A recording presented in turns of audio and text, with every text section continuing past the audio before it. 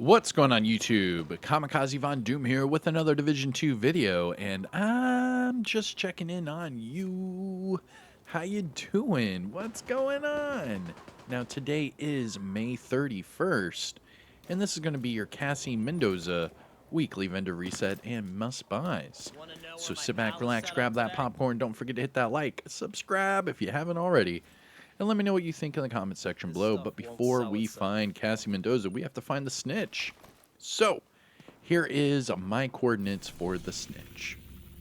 I am sitting at 1408 by 3626, and I am just south of the 1040 safe house. Now, please let everyone know in the comments where you typically find the snitch, maybe where you found the snitch today, where you find the snitch typically, most popular, things like that, to try to help out the community. Week in and week out, I get these random comments that are like, hey man, Cassie's closed, what do I do? And it's like, bro, you gotta wait. And it's like, man, I couldn't find the snitch in time. And it's like, all right, well, check the comments. So again, please, if you find the snitch, if you typically find the snitch in a certain area, anything like that, just help each other out, let each other know where to look. All right, here we go. Here's the location. So another thing, you can pick up the snitch bounty. It does go with your global difficulty setting, so just remember that. And you can save the bounty for later. So now that we save the bounty, we have the gunrunner's location. We have to find the white shopping cart icon that is on your map. Now, looking in the top left of your screen, you can see that the vendor will close in 18 hours. Well, just under 18 hours. So you have until the end of today's reset to go to Cassie Mendoza. Now, based off of her location, just fast travel to the theater. And then once you exit, I believe she's across the street, right?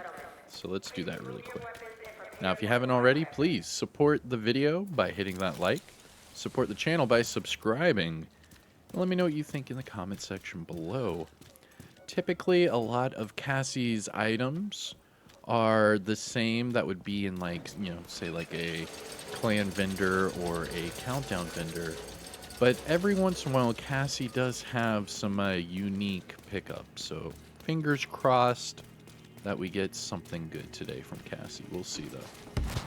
Now, I do that little disclaimer for the snitch locations. As you can see, I'm on my second character. I don't have the yellow coat on or anything like that.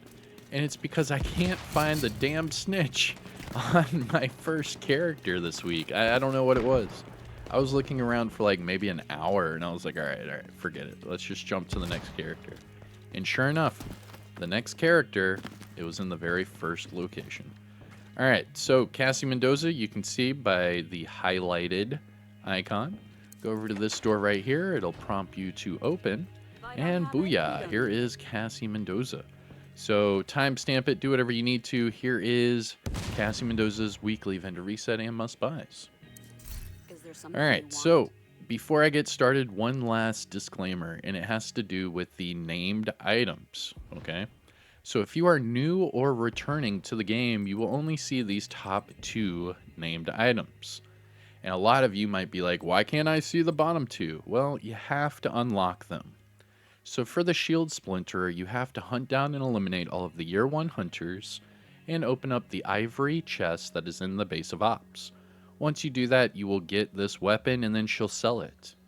Now the same logic applies here for the hunter killer chest piece. You have to hunt down and eliminate all of the year 2 hunters and open up the off-white chest that is in the Haven settlement in New York City. Once you do that, you'll receive this chest piece, and again, she'll sell it every week thereafter. So once you unlock these 2, she'll have them every week. All right, so let's start off at the top, shall we? Here we go. Starting with the White Death. Now, these 2 are going to be must-buys in my book, and let me explain here. So, starting with the White Death, all right? We already have max headshot, max armor damage, and the marksman rifle damage is about 3/4 of the way to max. Now, the talent is future perfect. I do not like this talent. So what I would say is recalibrate the talent off for any other talent in the game that you want to match your playstyle, and then just optimize the marksman rifle damage.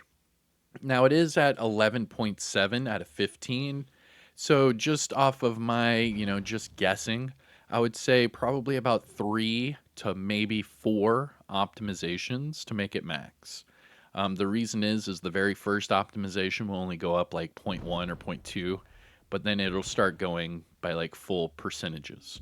So I would probably say 3, maybe 4 optimizations and it's max. So you could have a white death with any talent you want on it with max armor damage, and it's right here at Cassie Mendoza. Next up, we have the strategic alignment. Now, like I said, this is already another must buy because this is the exact same one that is at the countdown vendor. Now, like I said yesterday, this is a must buy because this is what you want for a named China Light bag. You have the perfect shock and awe, you have the skill tier, you have the max skill damage.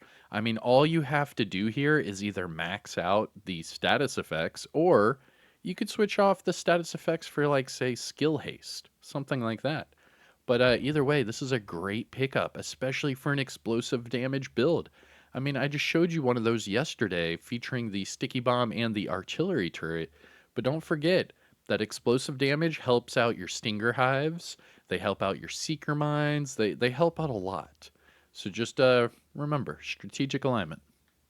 Next up, we have the shield splinter. Oh, and this is going to be a must buy as well, because this one comes with damage to targets out of cover. Now, that is a perfect talent to have on this weapon because that is the most powerful talent to have on this weapon. So, what I would say is pick this one up, just recalibrate the assault rifle damage to max, and then you could later on optimize the health and damage targets out of cover. But this is a great weapon to pick up. Shield Splinter, definitely a must buy this week. And finally, we have the Hunter Killer chest piece. Well, damn, another must buy. All 4 of these named items are good named items. All 4 of them. That's crazy. So the Hunter Killer chest piece, right? Named Golden Gear chest piece, perfect intimidate. We know this. We know this. Now, this core attribute of armor is fairly decent. 143 out of 170. That's pretty good. It already comes with an armor regen attribute. So all you have to do is recalibrate the weapon handling off for whatever it is you want.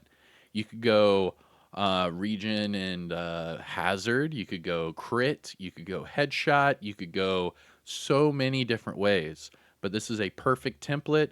Keep the armor regen, take off that weapon handling for whatever it is you want, and enjoy. All right, then we have our gear set items. So starting with the Future Initiative backpack. Now this backpack, I believe it was about a week or 2 ago, I was telling you all about this. This is an incredible backpack for healers, especially Future Initiative healers.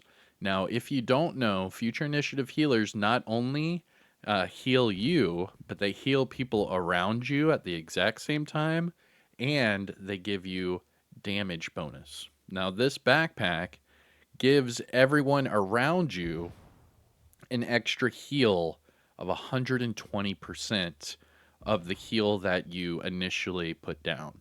So, say I have 2 teammates, right? Bob and Steve. All right. Now, I am the healer. I heal Bob, right? Now, when I heal Bob, Steve gets a 120% heal based off of what I just gave to Bob. You see what I'm saying? Now, the talent here is in the bottom right of your screen. It says Strategic Combat Support. So it increases the ground control procs repair from 60 to 120%.